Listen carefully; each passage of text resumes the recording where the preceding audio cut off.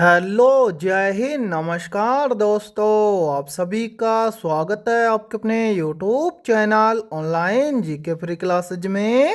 आज के इस क्लास में हम रेलवे ग्रुप डी परीक्षा 2026 के लिए छठा मॉडल पेपर लेकर आए हैं। और मेरे भाई, इस छठे मॉडल पेपर के अंदर हमने उन्हीं क्वेश्चनों को कवर किया है जो क्वेश्चन आपके रेलवे ग्रुप डी एग्जाम 2026 के लिए इम्पोर्टेंट रहेंगे। इसलिए आप सभी अभ्यर्थी एक बार इस छठे मॉडल पेपर को कंप्लीट जरूर देख लेना। और इस मॉडल पेपर के एंड में आप सभी को बताना है कि आपके टोटल कितने क्वेश्चन है सही होते हैं। और यदि आप हमारे इस यूट्यूब चैनल से पहली बार जुड़े हैं तो इस यूट्यूब चैनल को कर लीजिए सब्सक्राइब और बेल आइकन को प्रेस करना, ताकि ऐसी ही शानदार क्लास का नोटिफिकेशन आपको सबसे पहले देखने को मिले। तो चलिए शुरू करते हैं आज के इस छठे मॉडल पेपर को बिना देरी के। पहला प्रश्न है आप सभी के सामने। नीचे दी गई श्रृंखला श्रेणी में प्रश्नवाचक चिन्ह के स्थान पर कौन सी संख्या आएगी? यानी कि ये पहला प्रश्न आप सभी के सामने सीरीज से संबंधित प्रश्न दिया गया है और आपसे पूछा गया है कि इस सीरीज में इस प्रश्नवाचक चिन्ह के स्थान पर कौन सी संख्या आएगी। तो मेरे भाई, इस टाइप के प्रश्न को आप एग्जाम में देखते हैं फटाफट से कैसे सोल्व करेंगे, तो वो देखिए आपको जब भी एग्जाम के अंदर सीरीज से संबंधित प्रश्न दिया जाए तो आपको क्या करना है। सबसे पहले आपको ये देखना है कि सीरीज में आपको क्या क्या दिया गया है। तो यहाँ पर ध्यान से देखिए, सीरीज में सबसे पहले दिया गया है 7, 7 के बाद में 25, 25 के बाद में 61, 61 के बाद में 115, 115 के बाद में 187 और 187 के बाद में आपसे पूछा गया है कि इस प्रश्नवाचक चिन्ह के स्थान पर कौन सी संख्या आएगी। तो ध्यान से देखिए सीरीज वाले प्रश्न को किस प्रकार से सोल्व किया गया है। सबसे पहले देखिए 7 से कितना बन रहा है 25, तो 7 से 25 कैसे बनेगा। तो ध्यान से देखिए, यदि हम 7 में क्या कर दें प्लस 18 कर दें तो 7 और 18 मिलकर बन जाएगा 25। फिर देखिए 25 से कितना बन रहा है 61, तो 25 से 61 कैसे बनेगा। तो यहाँ पर देखिए यदि हम 25 में क्या कर दें प्लस 36 कर दें तो 25 और 36 मिलकर बन जाएगा 61। इसी प्रकार आगे देखिए 61 से कितना बन रहा है 115, तो मेरे भाई यहाँ पर ध्यान से देखिए 61 से 115 कैसे बनेगा। तो ध्यान से देखिए यदि हम 61 में क्या कर दें प्लस 54 कर दें तो 61 और 54 मिलकर बन जाएगा 115। इसी प्रकार से आगे देखिए 115 से कितना बन रहा है 187, तो 115 से 187 कैसे बनेगा। तो यहाँ पर भी देखिए यदि हम 115 में क्या कर दें प्लस 72 कर दें तो 115 और 72 मिलकर बन जाएगा 187। अब इसी प्रकार आपसे पूछा गया है कि 187 से इस प्रश्नवाचक चिन्ह के स्थान पर कौन सी संख्या आएगी। तो मेरे भाई, प्रश्न चिन्ह की वैल्यू ज्ञात करने से पहले नीचे जितनी भी संख्याएं आई हैं इन सभी संख्याओं को ध्यान से देखिए और पता लगाइए यहाँ पर क्या हुआ है। तो ध्यान से देखिए सबसे पहले क्या हुआ प्लस 18, उसके बाद में प्लस 36, उसके बाद में प्लस 54, उसके बाद में प्लस 72, तो आगे भी क्या होगा, सभी में प्लस हुआ है तो आगे भी प्लस होगा। कितना प्लस होगा वो देखिए। ध्यान से देखिए 18 से कितना बना 36 है, तो 18 से 36 बनेगा कैसे। यदि हम 18 में क्या कर दें प्लस 18 कर दें तो 18 और 18 मिलकर बन जाएगा 36। फिर देखिए 36 से कितना बन रहा है 54 है, तो 36 से 54 कैसे बनेगा। तो यहाँ पर भी देखिए यदि हम 36 में क्या कर दें प्लस 18 कर दें तो 36 और 18 मिलकर बन जाएगा 54 है। फिर देखिए 54 से कितना बन रहा है 72 है, तो 54 से 72 कैसे बनेगा। तो यहाँ पर भी देखिए यदि हम 54 में क्या कर दें प्लस 18 कर दें तो 54 और 18 मिलकर बन जाएगा 72 है। अब इसी प्रकार से हमें क्या करना है 72 से अगली संख्या ज्ञात करनी है। तो 72 से अगली संख्या ज्ञात करेंगे कैसे। तो यहाँ पर ध्यान से देखिए सभी में प्लस 18 हो रहा है, तो 72 से अगली संख्या निकालने के लिए 72 में भी क्या कर देंगे प्लस 18 कर देंगे, तो 72 और 18 मिलकर बन जाएगा 90। यानी कि 18 यानी कि 72 के बाद में कितना प्लस होगा 90 प्लस होगा। हमें क्या करना है प्रश्न चिन्ह की वैल्यू ज्ञात करनी है। तो प्रश्न चिन्ह की वैल्यू ज्ञात हो जाएगी कैसे। यदि हम इस 187 में क्या कर दे प्लस 90 कर दें तो इस प्रश्न चिन्ह की वैल्यू हमें ज्ञात हो जाएगी।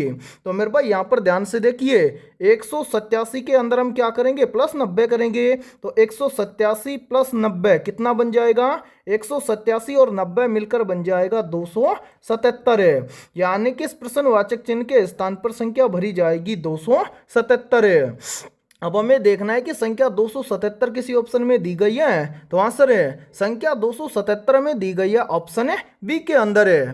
तो पहले प्रश्न के अंदर ऑप्शन बी हो जाएगा सभी का करेक्ट आंसर है। तो उम्मीद करता हूं कि ये पहला प्रश्न आपको अच्छे से क्लियर हो गया होगा। और जब भी इस टाइप का प्रश्न आपको एग्जाम में दिया जाएगा तो फटाफट से सोल्व कर लेंगे, ठीक है। और मेरे भाई याद रखना, आपके रेलवे ग्रुप डी एग्जाम की प्रत्येक शिफ्ट के अंदर सीरीज से लगभग 3 से 4 प्रश्न पूछे जाते हैं, ठीक है। और इसी के साथ में देखिए, यदि आप पहली बार के अंदर रेलवे ग्रुप डी एग्जाम 2026 को क्रैक करना चाहते हैं तो हमने आपके रेलवे ग्रुप डी एग्जाम 2026 के लिए ऑल सब्जेक्ट के ऊपर टॉपिक वाइज लगभग 25,000 प्लस रामबाण क्वेश्चनों का मास्टर पीडीएफ सेट तैयार किया है।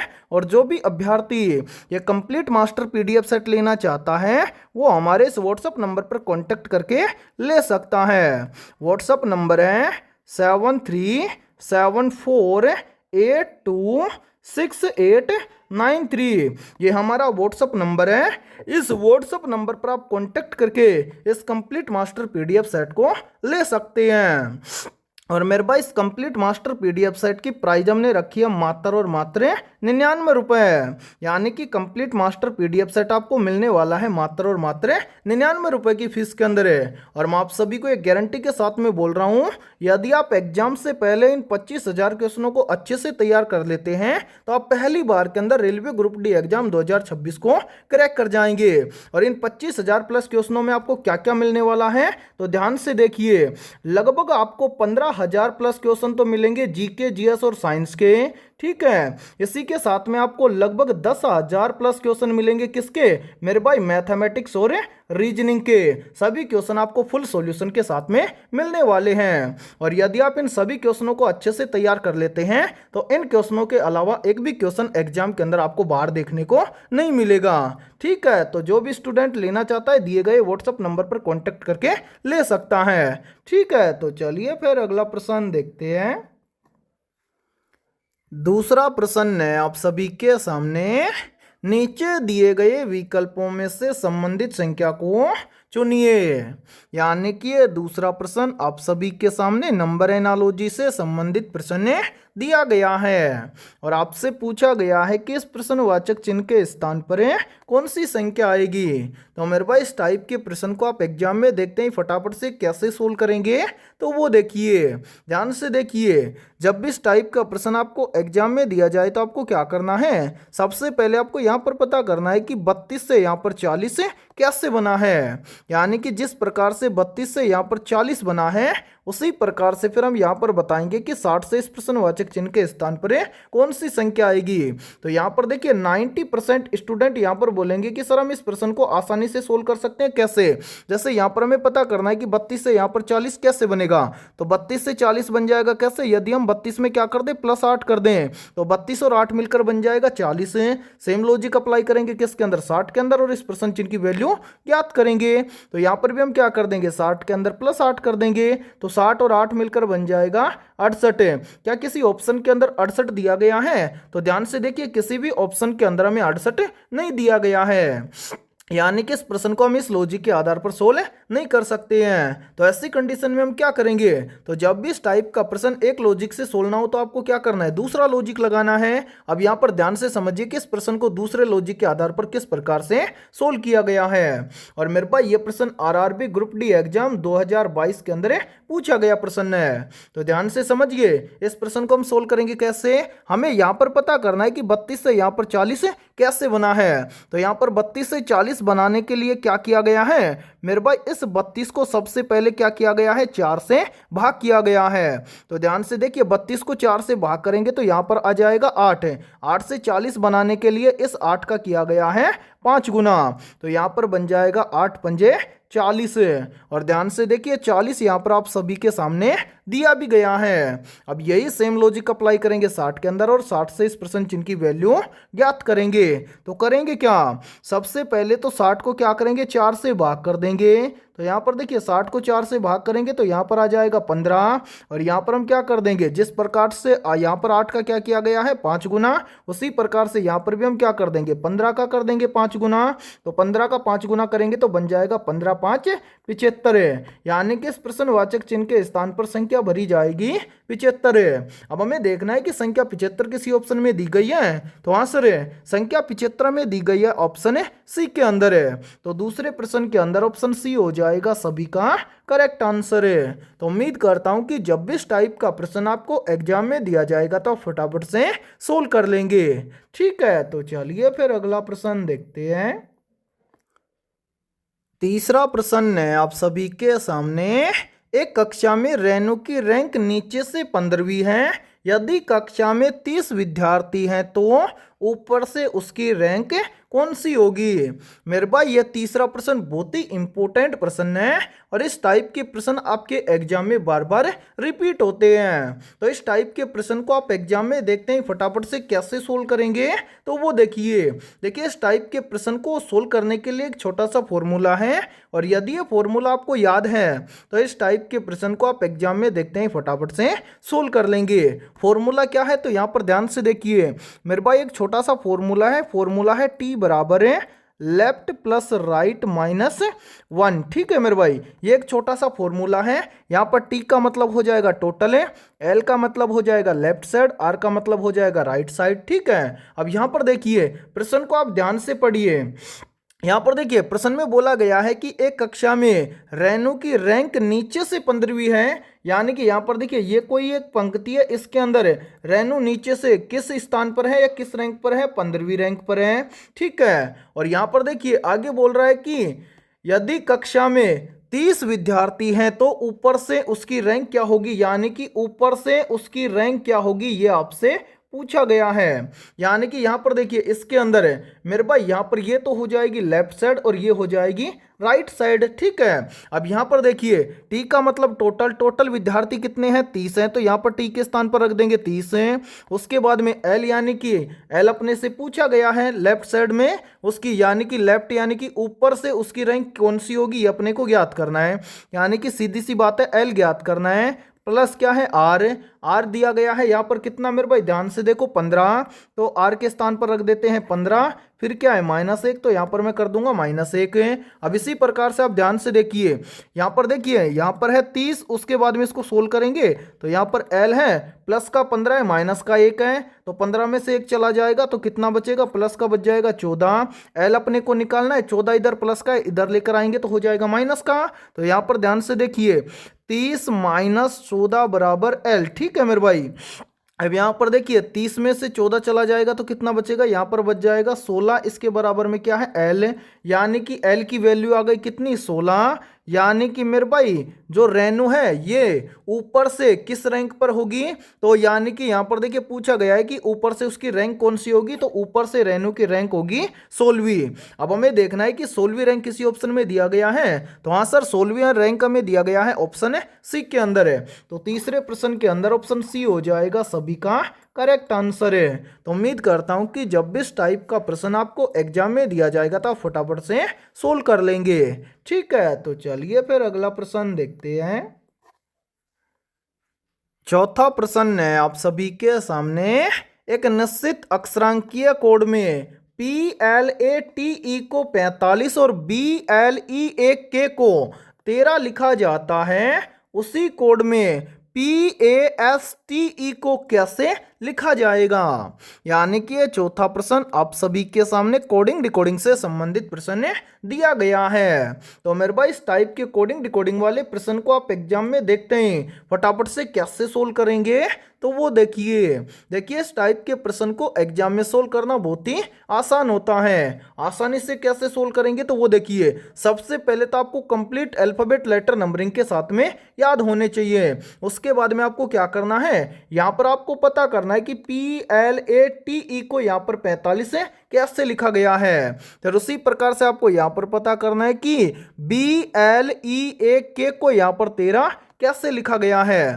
फिर उसी प्रकार से हम यहाँ पर बताएंगे कि PASTE को कैसे लिखा जाएगा। तो यहां पर ध्यान से समझिए इस प्रश्न को किस प्रकार से सोल्व किया गया है। तो सबसे पहले हम क्या करेंगे, यहां पर पता करेंगे कि PLATE को यहां पर 45 से कैसे लिखा गया है। तो यहां पर इसको 45 लिखा गया है कैसे, सबसे पहले तो इन सभी अल्फाबेट लेटर का किया गया है नंबरिंग।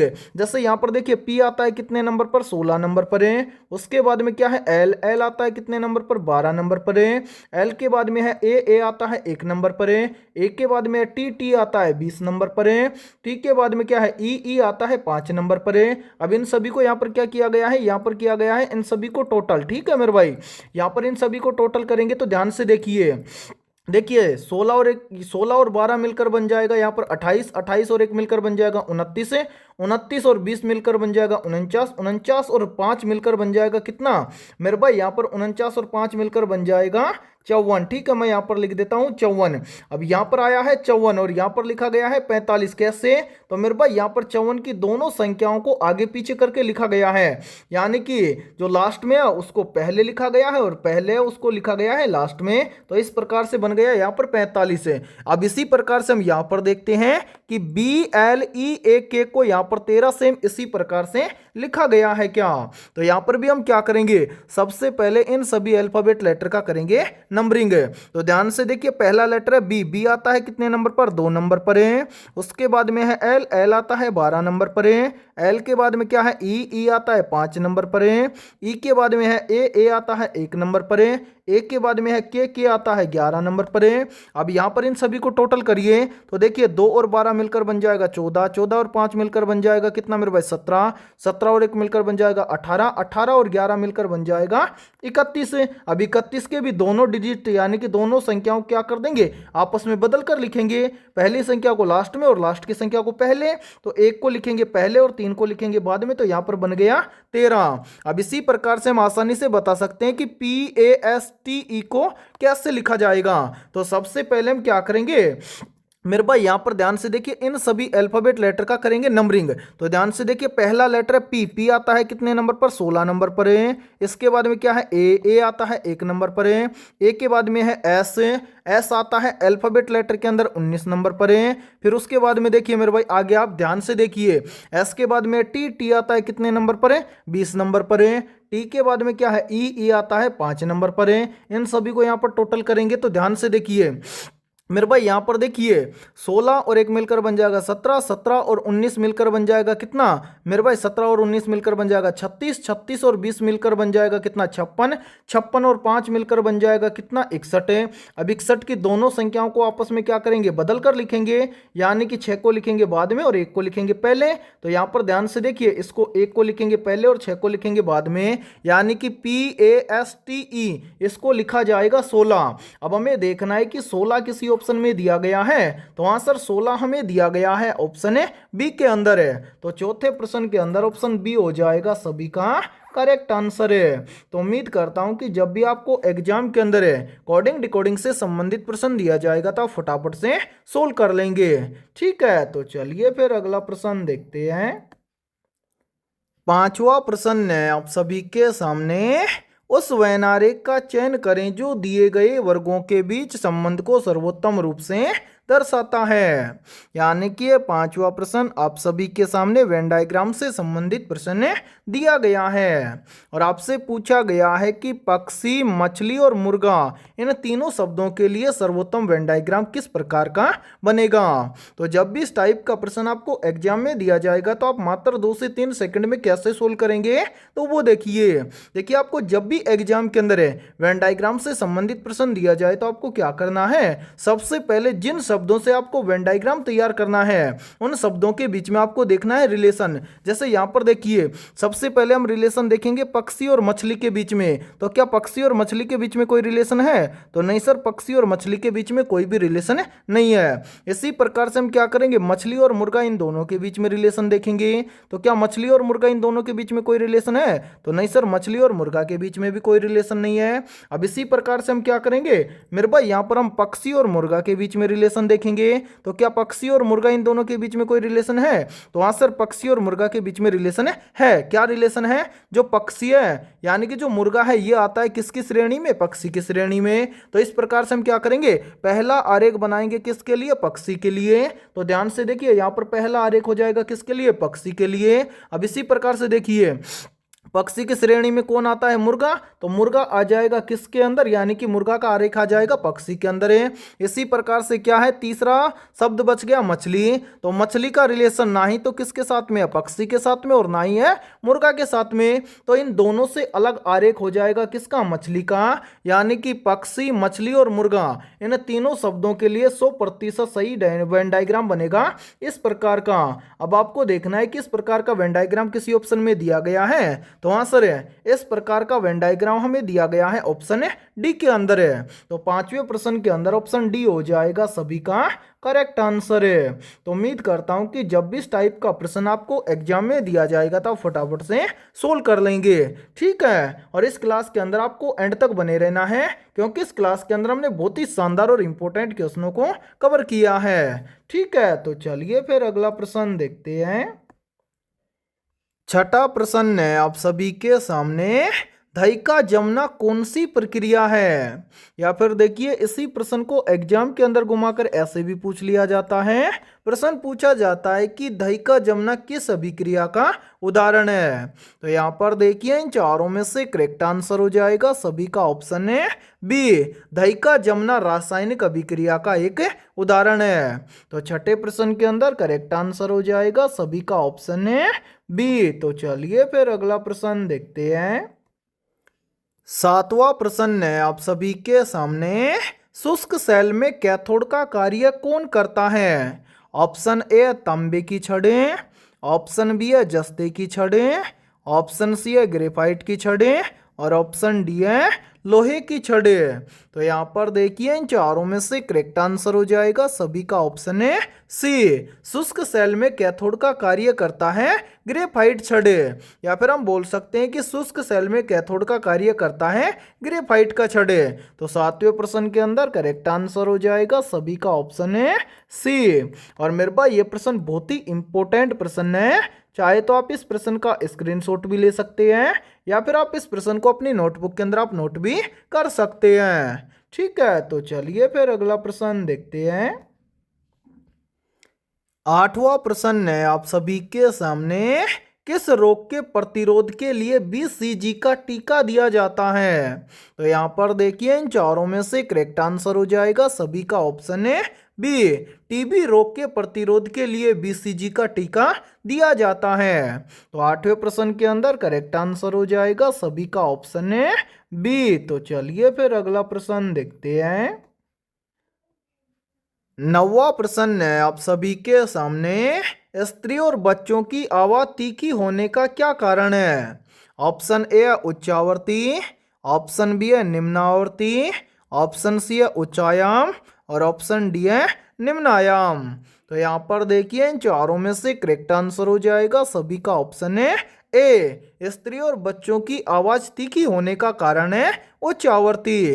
तो नौवें प्रश्न के अंदर करेक्ट आंसर हो जाएगा सभी का ऑप्शन है ए। तो चलिए फिर अगला प्रश्न देखते हैं। 10वां प्रश्न है आप सभी के सामने, लेंस की क्षमता का मात्रक क्या है?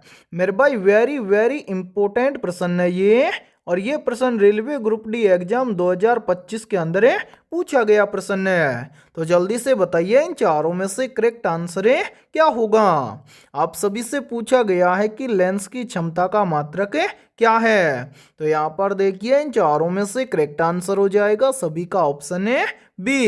लेंस की क्षमता का मात्रक है डायोप्टर है। तो 10वें प्रश्न के अंदर करेक्ट आंसर हो जाएगा सभी का ऑप्शन है बी। और मेरे भाई, यहाँ पर देखिए, आप सभी के लिए बहुत ही इंपॉर्टेंट सूचना है। यदि आप पहली बार के अंदर रेलवे ग्रुप डी एग्जाम 2026 को क्रैक करना चाहते हैं और ऐसे ही शानदार क्वेश्चनों का मास्टर पीडीएफ सेट लेना चाहते हैं तो हमने आपके रेलवे ग्रुप डी एग्जाम 2026 के लिए ऑल सब्जेक्ट के ऑल टॉपिक्स के ऊपर लगभग 25,000 प्लस इंपोर्टेंट क्वेश्चंस का मास्टर पीडीएफ सेट तैयार किया है।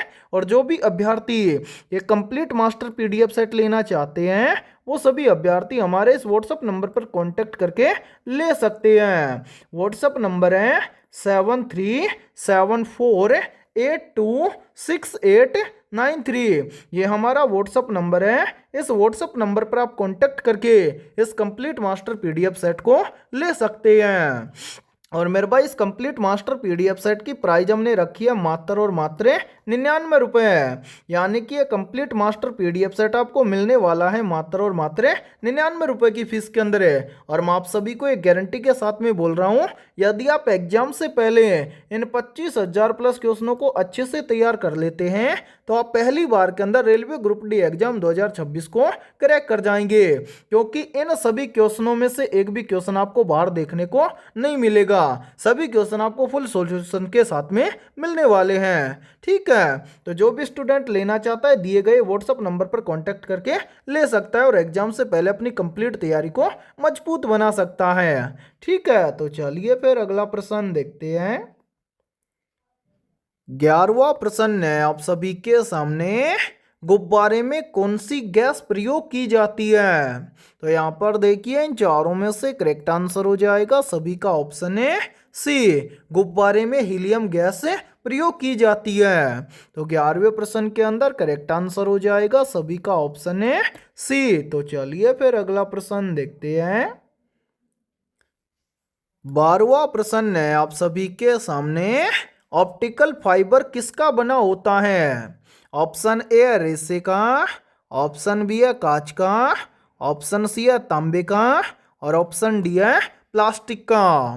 तो यहाँ पर देखिए इन चारों में से करेक्ट आंसर हो जाएगा सभी का ऑप्शन है बी, ऑप्टिकल फाइबर बना होता है कांच का। तो 12वें प्रश्न के अंदर करेक्ट आंसर हो जाएगा सभी का ऑप्शन है बी। और मेरे भाई आप सभी को इस क्लास के अंदर आपको एंड तक बने रहना है क्योंकि आपके एग्जाम में इसी टाइप के प्रश्न पूछे जाते हैं। ठीक है, तो चलिए फिर अगला प्रश्न देखते हैं।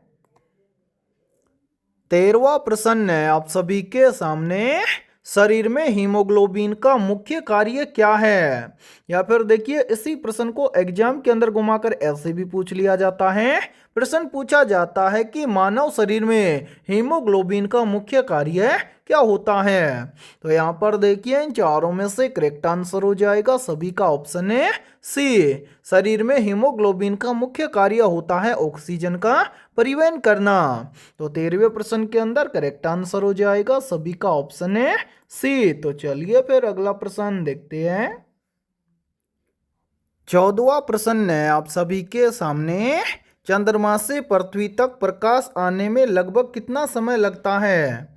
तो यहाँ पर देखिए इन चारों में से करेक्ट आंसर हो जाएगा सभी का ऑप्शन है बी, चंद्रमा से पृथ्वी तक प्रकाश आने में लगभग 1 सेकंड का समय लगता है। तो 14वें प्रश्न के अंदर करेक्ट आंसर हो जाएगा सभी का ऑप्शन है बी। और मेरे भाई यहाँ पर देखिए यहीं से एक प्रश्न और बनता है और ये प्रश्न काफी बार एग्जाम के अंदर रिपीट होता है। प्रश्न पूछा जाता है कि सूर्य का प्रकाश पृथ्वी तक आने में कितना समय लेता है या फिर सूर्य का प्रकाश पृथ्वी तक पहुंचने में कितना समय लगता है। तो याद रखना सूर्य का प्रकाश पृथ्वी तक पहुंचने में कितना समय लेता है, तो 8 मिनट और 20 सेकंड का समय लेता है सूर्य का प्रकाश पृथ्वी तक पहुंचने में। ठीक है, तो चलिए फिर अगला प्रश्न देखते हैं। 15वां प्रश्न है आप सभी के सामने, पनडुब्बियों के इंजन में किस ईंधन का प्रयोग किया जाता है? ऑप्शन ए है पेट्रोल का, ऑप्शन बी है डीजल का, ऑप्शन सी है भाप का और ऑप्शन डी है कोयला का। तो यहाँ पर देखिए इन चारों में से करेक्ट आंसर हो जाएगा सभी का ऑप्शन है सी, पनडुब्बियों के इंजन में भाप ईंधन का प्रयोग किया जाता है। तो 15वें प्रश्न के अंदर करेक्ट आंसर हो जाएगा सभी का ऑप्शन है सी। तो चलिए फिर अगला प्रश्न देखते हैं। 16वां प्रश्न है आप सभी के सामने, फोटोग्राफी में मुख्य रंग कौन से होते हैं? तो यहाँ पर देखिए इन चारों में से करेक्ट आंसर हो जाएगा सभी का ऑप्शन है बी। फोटोग्राफी में मुख्य रंग होते हैं लाल, नीला और हरा। ठीक है, तो 16वें प्रश्न के अंदर करेक्ट आंसर हो जाएगा सभी का ऑप्शन है बी। तो चलिए फिर अगला प्रश्न देखते हैं। 17वां प्रश्न है आप सभी के सामने। मादा एनाफ्लीज मच्छर के काटने से कौन सा रोग होता है? Option A dengue, option B है मलेरिया, ऑप्शन सी है हैजा और ऑप्शन डी है टाइफाइड। तो यहाँ पर देखिए इन चारों में से करेक्ट आंसर हो जाएगा सभी का ऑप्शन है बी। मादा एनाफ्लीज मच्छर के काटने से मलेरिया रोग होता है। तो 17वें प्रश्न के अंदर करेक्ट आंसर हो जाएगा सभी का ऑप्शन है बी। और मेरे भाई ये प्रश्न बहुत ही इंपॉर्टेंट प्रश्न है। चाहे तो आप इस प्रश्न का स्क्रीनशॉट भी ले सकते हैं या फिर आप इस प्रश्न को अपनी नोटबुक के अंदर आप नोट भी कर सकते हैं। ठीक है, तो चलिए फिर अगला प्रश्न देखते हैं। 18वां प्रश्न है आप सभी के सामने। एक वयस्क व्यक्ति का हृदय 1 मिनट में कितनी बार धड़कता है?